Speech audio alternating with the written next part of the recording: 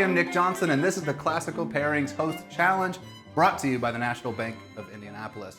What we're doing this season is people are sending me whatever their favorite type of music is, or maybe a favorite artist, and then their favorite local distillery or brewery. I'm coming up with some sort of drink that I think matches their music, and then also suggesting a piece of classical music that go along with it. Today we have Dana Walton from the Indy Black Millennials. Take it away, Dana. Hi, my name is Dana Walton and I work for Salesforce. I'm also the Director of Finance for Indy Black Millennials. We are a networking group that focuses on bringing millennials of African American descent as well as other cultural minorities together and having engaging conversations at different locations around Indianapolis that people may not be familiar with. My favorite type of music is going to be jazz. I grew up with it and it's always stuck with me. So singers like Dinah Washington, Ella Fitzgerald, I love them so much. And my favorite local distillery is going to be Hotel Tango in Fountain Square. I think everything that they do with their cocktails is pretty great. Thanks so much. All right, thank you so much, Dana. I really enjoyed this challenge, partially because, as I'm about to show you, I think this might be the best cocktail I've ever come up with, and your challenge inspired me to do that. So stay tuned to see how to make the cocktail that I'm going to be calling the Rhapsody in Green. We'll get there in just a minute. So we're going to be working with Ella Fitzgerald and then Hotel Tango. For the Ella piece, I decided to go with, it's one of her later albums, but Ella and Louie. It's sort of the perfect album for almost any time of year. Early summer, though, it feels perfect right now. Like listening to this album at 9 p.m. when it's still light out, and it's just, there's something, this is romance in the air, if you will. We're gonna go with the track They Can't Take That Away From Me. This is on the B side of this album.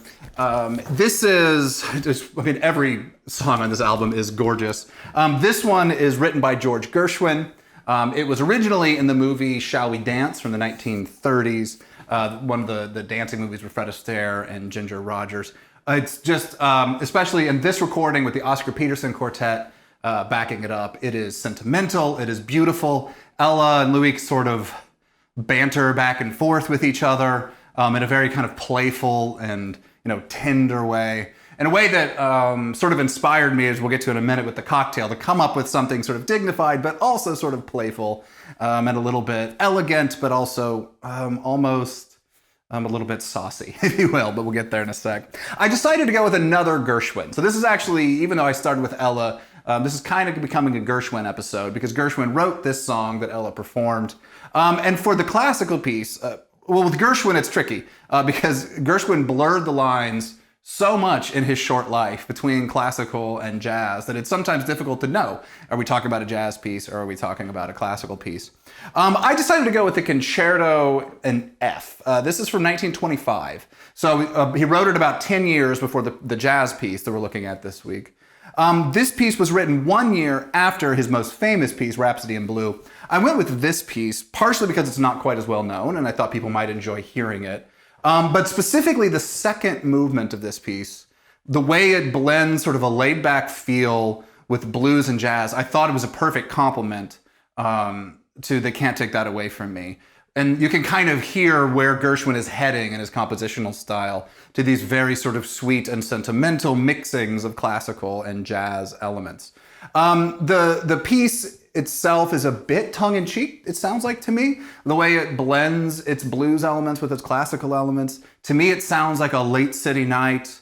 And actually, musically, the link, there's this piano and orchestra answering each other in the same way that Louis and Ella answer each other in this piece that I thought was fun. So I decided to make the cocktail the Rhapsody in Green. My garden is going with basil. I wanted to do something sort of classical, but also sort of playful and whimsical. So we are going to be making a basil and elderflower heavy martini, which I think that you're really going to enjoy. At least I really enjoy it. I made this last night and I showed it to my wife and I was like, hey, what do you think? And she kind of looked at me and said, this is a $20 cocktail.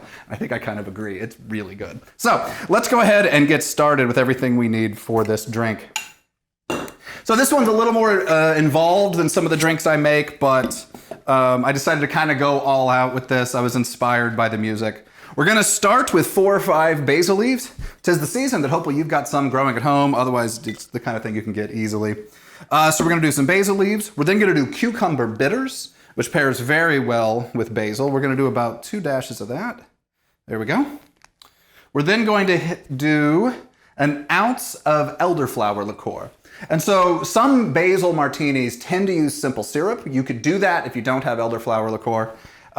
To me, though, I like the sort of very subtle sweetness that this gives you. It's a very floral sweetness, whereas simple syrup just kind of adding sugar. This is actually playing with the floral notes a little bit more in the drink. So we're going to put in an ounce of this. If you've been watching the show, you notice that I used elderflower in the first episode. I'm kind of in love with it right now, to be honest. I'm using it kind of whenever drinks would call for simple syrup. I kind of like this a little bit more. It's just a little bit more interesting. And then we're going to do the juice of 1 lime. So I'm going to go ahead and just squeeze this in here. We're about to be muddling this all together. There we go. And I like this one pretty limey. You could just stop at half a lime if you don't want it too sour, but I think the basil and then the sweetness from the elderflower is going to counteract that sourness.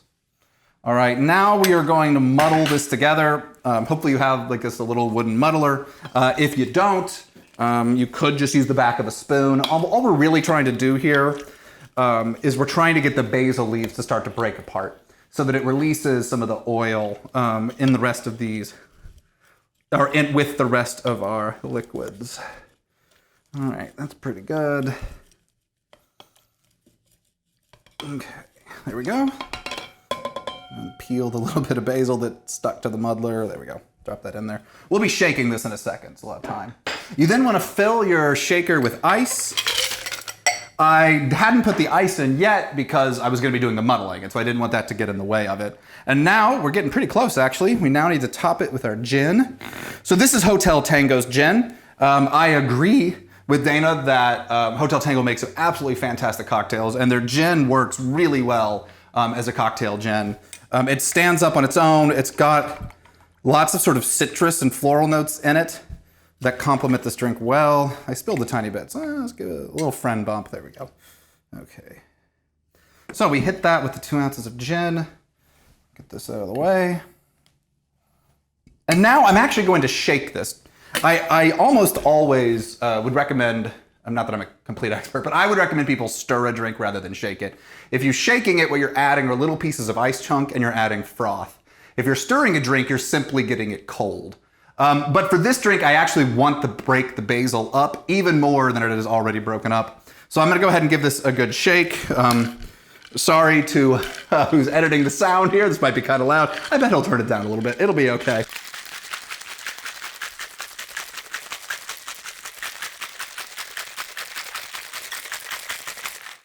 I've also never shaken a cocktail on camera before, which is a way to make yourself a little self-conscious, but that's all right. Okay, so we've got this nice and frosted and mixed together. We're now going to serve this up in a martini glass. We're going to strain it into it to get the ice and the largest chunks of the basil out. Although, as you'll see, some small chunks will probably make their way into the drink. A really kind of playful, delightful green color. You can see why I chose to call this the Rhapsody in green. There we go. And then we're going to simply top this with a little basil sprig. There it is. This is definitely one of the prettiest cocktails that I have made. And it is... I'm telling you, give this a try. This might be your cocktail of this summer. It is the way it blends herbal and floral, just a little bit of sweetness, but not too sweet. I don't tend to like drinks that are sugary sweet, but I like just a little bit. You can just kind of sip on this while you listen to Ella Fitzgerald or George Gershwin on one of these long romantic June nights that we're having right now. So there it is, the Rhapsody in green. So Classical Pairings is a listener-supported program. If you like what you hear, you can text PAIR, P-A-I-R, to 202-858-1233 so that we can keep bringing you future episodes pairing classical music with great local craft food and beverage makers. I'd like to thank my challenger, Dana Walton. Please look up Indy Black Millennials. And if you're interested in being a challenger for the next season of our Classical Pairings Host Challenge, you can email info@classicalmusicindy.org for more information. Finally, I'd like to thank our production assistant, Chloe Bolter, and our producer, Ezra Baker Trupiano, for their great work, and of course, our friends, the National Bank of Indianapolis. I'll see you next time. Cheers.